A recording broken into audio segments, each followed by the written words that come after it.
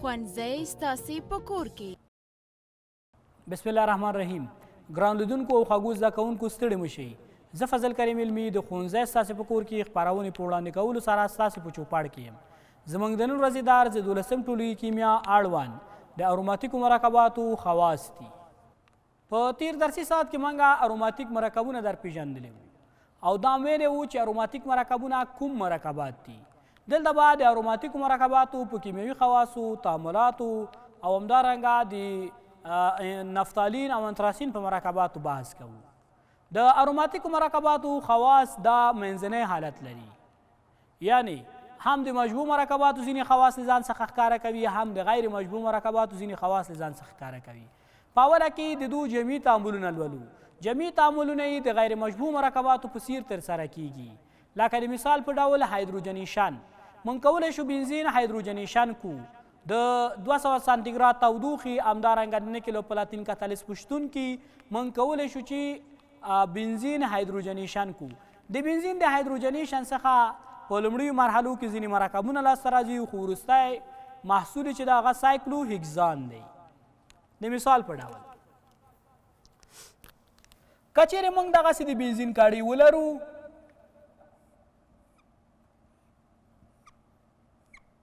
او وغواړو چې دا هایدروجنیشن کو،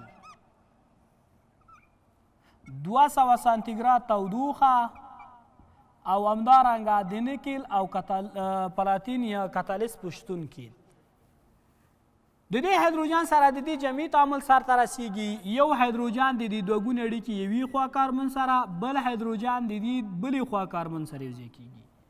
چې کله دې سره یوځای شو دلته به یوه دوه ګونې اړیکه ماته شي، بیا به نو موږ داسې یو مرکب ولرو.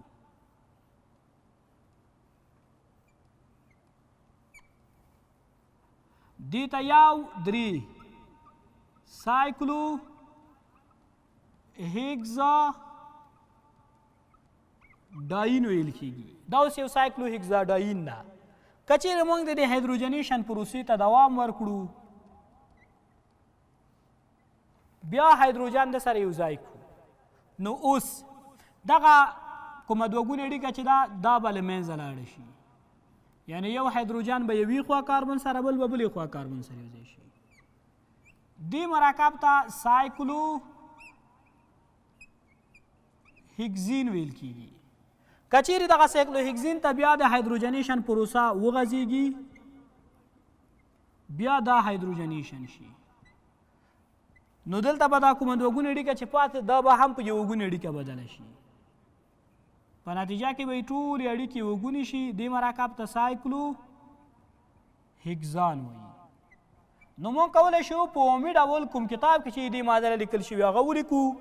بنزین C(H)، دا د بنزین فورمول ده. د 3 مالیکوله هایدروجنو په واسطه هایدروجنیشن کیږي.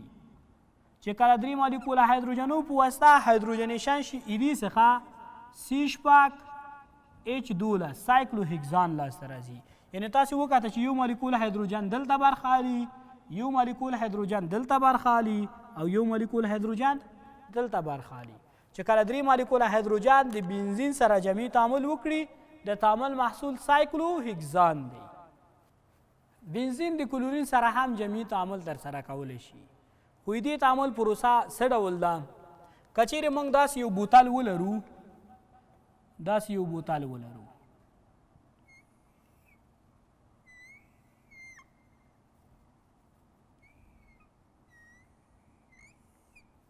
او په دې بوتل کې یوه اندازه د کلورین غاز وي، نو چې کله د کلورین غاز په دې بوتل کې موجود وي دا بوتل یا دا غاز څه ډول رنګ به ښکاره کوي؟ شین رنګ. کله چې په دې کې موږ یو څو څاڅکي بنزین واچوو او سر پرې وتړو او ټکان ورکړو بیا به وکتل شي چې دلته رو د بوتل د کوم شینوالي رنګ چې دی دا له منځه ځي او سپینېږي. دلته ویلی شو چې کلورین د بنزین سره جمعي تعامل ترسره کړ او چې کله کلورین د بنزین سره جمعي تعامل ترسره کړي هیګزا کلورو سایکلو هیګزان جوړوي. دې تعامل پروسه څه ډول ده؟ دې تعامل موږ کولی شو معادله داسې ولیکو چې C(H) دا د 3 مالیکوله کلورین سره جمعي تعامل ترسره کوي.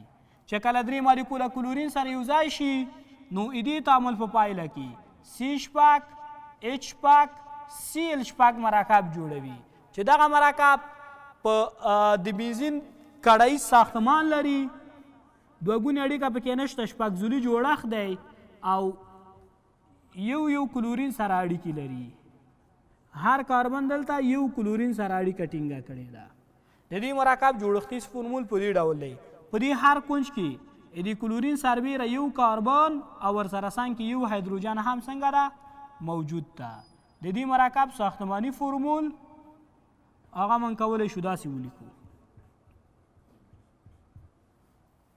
د دې ایوپاک نوم چې اخلو دلته د کړۍ په کاربنونو به نمبر وهنه ترسره کوو، لکه څنګه چې د اول نه نیولي په شپږم کاربن په ټولو باندې کلورینونه دي. نو د دې ایوپاک نوم 1 2 3 4 5 6 هیکزا کلورو سایکلو هیکزان دی. نو تاسې زده که چې کلورین کولی شي د بنزین سره جمعي تعامل ترسره کړي، خو دلته ضربې ته لږه اړتیا ده چې کلورین او بنزین په ضربې اخیستلو سره یو ځای شي نو بیا جمعي تعامل ترسره کوي. په اروماتیکو مرکباتو باندې تعویضي تعاملونه. بنزین کولی شي د همدغو هیلوجنونو سره تعویضي تعامل ترسره کړي، خو دا په کوم صورت کې ترسره کولی شي؟ په هغه صورت کې ترسره کولی شي چې دلته د لویس تیزاب د القلي په توګه شتون ولري. ستاسې د کتاب معادلې ته که راشو هلته موږ ته د بنزین کړۍ لیکل شوي چې د بنزین کړۍ ده دا د فلورین د ګاز سره یوځای کیږي، خو کتلیز به دلته د اوسپنې فلوراید وي، یعنی د اوسپنې فلوراید به د کتلیز په توګه شتون لري. دې کتلیز په شتون کې دلته ګورې هایدروجن شته که نه، د فلورین او هایدروجن ترمنځ ځایونه بدلیږي. بیا به نو موږ داسې یو محصول ولرو چې دلته فلورین د هایدروجن پر ځای راشي، فلورو بنزین به جوړ کړي او دا هایدروجن به دلته د بل فلورین سره یوځای کیږي، HF تیزاب به جوړ کړي. دې تعامل میخانیکیت څه ډول ده؟ دې تعامل د میخانیکیت د څرګندولو دپاره فریډل او کرافت دوه بېلابېل پوهان دي، دو په ګډه کار کړی او یو میخانیکیت یې لاس سره وړی. موږ په هغه میخانیکیت به دلته بحث وکړو. په لومړۍ مرحله کې دغه فلورین او د لویس دغه تیزاب ترمنځ تعامل سرته رسیږي. فلورین تاسو ته پام یاد ده چې د فلورین د مالیکول د لویس جوړښت داسې دی او د اوسپنې فلوراید چې ده که تاسې دلته وګورئ د اوسپنې د فلورایدو ساختمان داسې ده.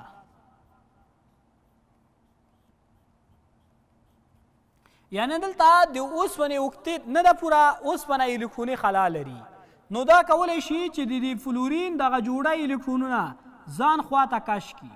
چې کله ځان خواته کش که نو بیا به داسې یو جوړښت ولري چې اف اړیکه د اف سره، خو دلته دوه جوړې الکترونونه په دې اف پاتې، یوه جوړه یې د اوسپنې سره شریکه کړه ځکه د اوسپنې اوکتیت نه و پوره او دې الکترون ته اړتیا لره. اوس که تاسې وګورئ دغه فلورین شپږ الکترونونه په خپل واک کې لري. څو الکترونونه؟ شپږ الکترونونه. دوه دلته یو یې په دې اړیکه کې کارول، یو یې په دې اړیکه کې، یو الکترون یې کم ده. نو دلته فلورین مثبت چارج لري. حال دا چې دا محال ده، یعنی فلورین هېڅکله مثبت چارج نشي غوره کولی ځکه دا غوره الکترونیګټیف عنصر ده. دلته به څنګه چل کیږي؟ دلته به دغه جوړه الکترونونه چې د فلورین دي د دواړو فلورینونو دا به د فلورین ته ورسي، یعنی دا فلورین به کش کوي چې په نتیجه کې دغه فلورین په د تعامل په منځ کې په موقتي ډول مثبت چارجیږي. بیا به نو موږ داسې یو محصول ولرو چې فلورین مثبت جمع د اوسپنې فلوراید دغسې یو مغلق ایون لاسته راسي. اوس دغه فلورین چې مثبت چارج شوی دغه مثبت چارج یې باید له منځه لاړ شي ځکه دا الکترونیګټیف عنصر ده او هېڅکله مثبت چارج د سره نه پاتې کېږي. نو په ډېرې چټکۍ سره د بنزین کړۍ خواته دا ځي. چې کله د بنزین کړۍ ته مراجعه کوي د بنزین په کړۍ کې تاسې ګورئ چې درې د پای اړیکې دي. موږ کولی شو دا درې د پای اړیکې په دوراني شکل هم ولیکو او په دغسې بڼه یې هم ولیکو. دلته فلورین چې مثبت چارج شوی دغه یو جوړه الکترونونه د ځان خواته راکش کوي د بنزین د کړۍ څخه، بیا نو دغسې یو پیچلی مرکب جوړوي. اول خو یو قوه واردوي، داسې یوه قوه واردوي تر څو دا غواړي ځان ته دا راکش کړي. دې ته موږ پای کامپلیکس وایو. څه شی ورته وایو؟ پای کامپلیکس ورته وایو. پیچلی مرکب ده او د پای په الکترونو باندې فلورین قوه وارده کړي، نو ځکه دغه مرکب ته موږ پای کامپلیکس مرکب وایو. اوس دغه پای کامپلیکس مرکب کې دا د پای کوم الکترونونه چې دي دا د فلورین خواته کش کېږي، ځکه فلورین مثبت چارج شوی باید دغه مثبت چارج یې له منځه لاړ شي. چې کله فلورین خواته کش شي بیا به نو داسې یو پیچلی مرکب موږ ولرو چې دغه اړیکه به یو ګونې شي فلورین خواته. ګورې دلته هایدروجن هم شته. د دې کاربن یو الکترون کم شو، چې یو الکترون کم شو نو دا کاربن مثبت چارج شوی. دغه مرکب اوس موږ سره سیګما کامپلیکس ده. سیګما کامپلیکس د دې کبله ورته ویل کېږي چې دلته د پای اړیکه څنګه شوله منځه لاړه او دا پیچلی مرکب د سیګما په شکل منځته راغی. اوس دلته د مثبت چارج د ډیلوکلایزیشن په حال کې ده، د ګرځېدو په حال کې ده. یعنی اول دغه اړیکه ځان خواته راکش کوي، چې دا اړیکه ځان خواته راکش کوي په دې کاربن مثبت چارج پیدا کېږي. بیا دا کاربن دغه اړیکه ځان خواته راکش کوي په دې کاربن مثبت چارج پیدا کېږي. بالاخره دا اړیکه چې ګرځي ګرځي داسې یو حالت راځي، داسې یو وخت راځي چې دغه هایدروجن خپل جوړه الکترونونه کړۍ ته پرېږدي. چې کله هایدروجن خپل جوړه الکترونونه کړۍ ته پرېږدي دا به د ایون په شکل څنګه شي؟ آزاد شي. چې کله د ایون په شکل آزاد شي نو موږ دغه محصول لیکو. دلته به فلورو بنزین لاسته راشي او هایدروجن ایون به څنګه شي؟ آزاد شي. دغه د هایدروجن ایون د دغې پیچلي مرکب سره بیا تعامل کوي. F منفي یو چارج شوی. چې کله هایدروجن ورسره یوځای شي دلته دا منفي یو چارج د یو اضافي فلورین له کبله ده چې دلته یې جذب کړی و. دغه فلورین د H سره یوځای کېږي. Fe بیرته د اوسپنې فلوراید جوړوي او هایدروجن فلوراید ګاز به څنګه شي؟ لاسته راشي. یعنی دې تعامل میخانیکیت په دې ډول وو. خو ستاسې په کتاب کې په ساده شکل لیکل شوی، تاسې به همداسې زده کوئ او که څوک یې میخانیکیت زده کوي لا ښه خبره ده.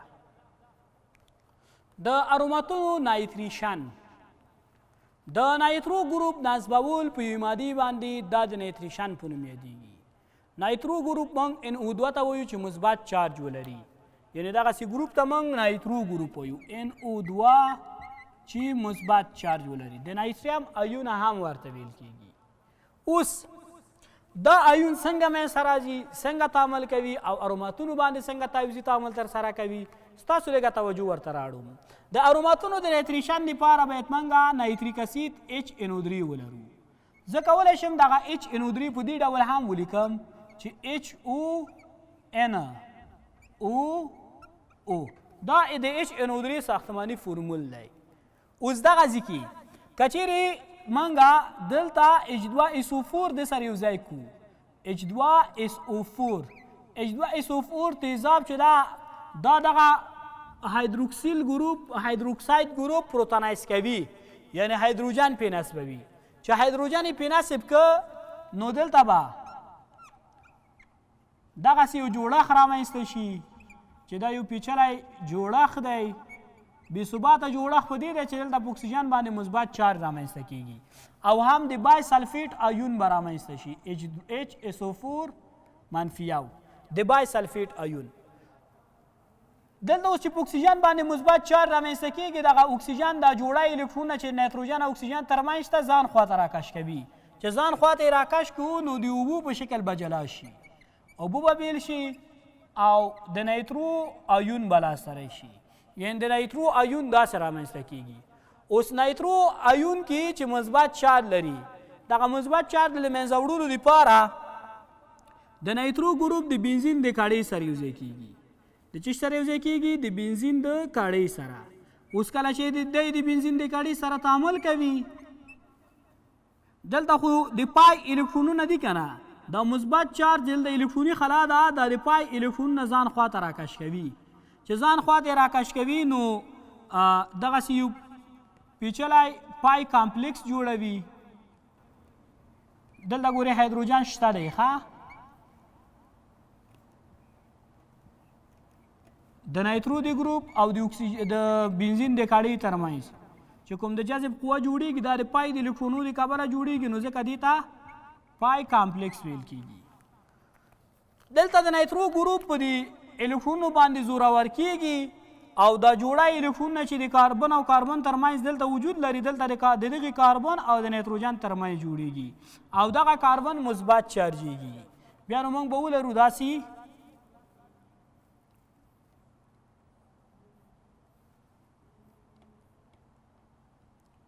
دلته هایدروجن شته نایتروجن سره یې اړیکه جوړه کړه د نایترو د ګروپ سره.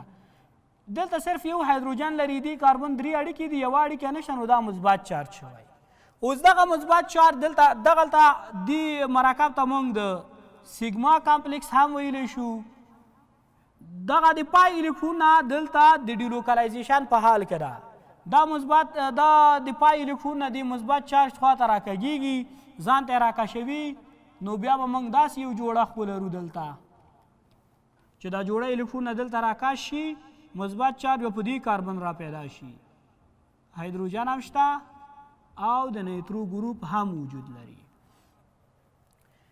بیا هم دغه کاربن د دغه مثبت چارج د منځه وړلو لپاره دغه جوړه الکترونونه ځان خواته راکشوي دلته مثبت چارج را پیدا کیږي. بالاخره موږ لیکو چې دا د پای کامپلیکس د مثبت چارج د ګرځېدو په حال کې ده داسې مثبت چارج یې منځ کې لیکو.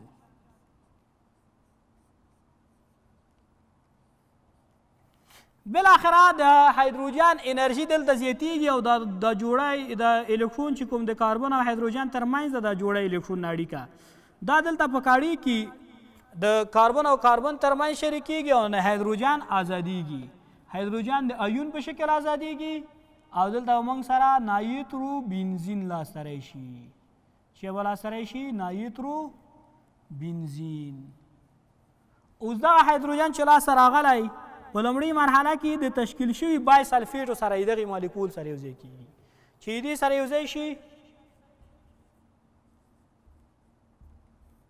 بیرته به سلفوریک اسید جوړ کړي. یعنې سلفوریک اسید دلته د کاتالیست په توګه برخه اخیسته چې د تعامل په لومړۍ مرحله کې له منځه تللی و او په وروستۍ مرحله کې پرته له کوم بدلون څخه بیرته څنګه شو لاسته راغی. د بنزین سلفونیشن د سلفونیم د ګروپ نصبول په یو مادې باندې د سلفونیشن په نوم یادیږي. که چیرې بنزین سلفونیشن شي بنزین سلفونیک اسید جوړوي. دا تعامل یو رجعي تعامل ده. سلفونیشن د بنزین د سلفوریک اسید په شتون کې رامنځته کیږي. تاسې دلته کتای شئ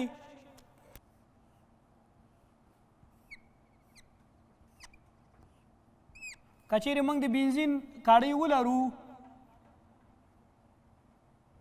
او دا د سلفوریک اسید سره د سلفوریک اسید فورمول خو H2SO4 ده په دې بڼه یې هم لیکای شي چې HOSO3H.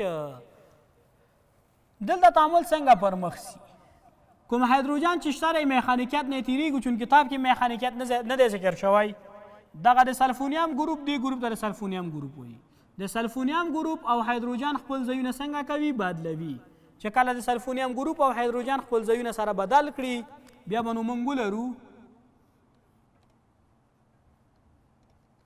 سلفونیم ګروپ د هایدروجن پر ځای راغی. کله چې هایدروجن د سلفونیم د ګروپ سره راشي او H سره به یوځای شي چې OH سره یوځای شو نو H2O اوبه به جوړ کړي. دا تعامل یو رجعي تعامل دی. یعنې که چیرې بیرته دغه بنزین سلفونیک اسید موږ راوالو اوبو سره یوځای کړو چې بنزین سلفونیک اسید بیرته د اوبو سره یوځای شي په دغه شکل دا بنزین سلفونیک اسید شو.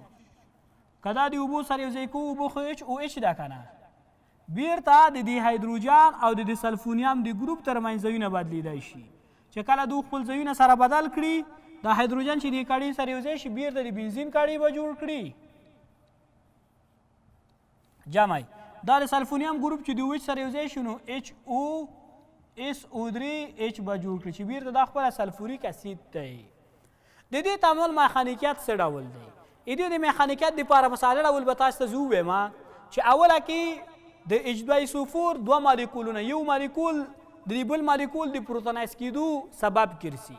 یعنې دا پروتونایز کوي دغه د OH برخه چې ده د دې بل تیزابو د هایدروجن سره یوځای کېږي د اوبو په شکل جلا کېږي. دغه برخه چې د سلفونیم ګروپ ده دا مثبت چارجیږي چې مثبت چارج شو دا د بنزین کاړۍ ته راځي اوله کې سیګما پای کمپلیکس جوړوي پای کمپلیکس په سیګما کمپلیکس بدلیږي هلته مثبت چارج شتون لري د تیر میخانیکیات په څیر باندې دا مثبت چارج د ډیلوکلایزیشن په حال کې وي خپل ځای ته تغییر ورکوي په ټولو کاربونو باندې د ګردش په حال کې وي بالاخره داسې یو وخت راځي چې دغه مثبت چارج هایدروجن ته ځي یعنی هایدروجن خپل الکترون هغه کاړۍ ته پرېږدي او د مثبت چارج لرونکي ذرې په شکل ازادیږي چې کله هایدروجن خپل الکترون کاړۍ ته پرېښودو او د مثبت چارج لرونکي ذرې په شکل آزاد شو دلته بنزین سلفونیک اسید تشکیلیږي دغه هایدروجن چې آزاد شوی دی دا هایدروجن چې آزاد شوی دی ځینه دا بیرته د هغه مالیکول چې H2 صفور و د هغې څخه چې کوم هایدروجن راغلی و د هغې هایدروجن پر ځای نصبیږي پې او بیرته سلفوریک اسید جوړوي چې هغه هم دلته د کاتالیست په توګه عمل کړی یعنی د دې تعامل ځانګړنه له نورو تعاملونو څخه دا ده تعویضي تعاملونو څخه چې دلته دا تعامل رجعي دی رجعي په دې معنا که چیرې بنزین سلفونیشن کیږي بنزین سلفونیک اسید جوړوي بیرته بنزین سلفونیک اسید د اوبو په واسطه تجزیه کیدی شي په بنزین او سلفوریک اسید باندې بدلیدی شي ګرانو لیدونکو او خوږو زده کوونکو دا زموږ د نن ورځې درس و تر بیا پورې چې د یو نوي درس سره زه ستاسې خدمت ته حاضرېږم په لوی او بخونکي رب مسپارم مخه شه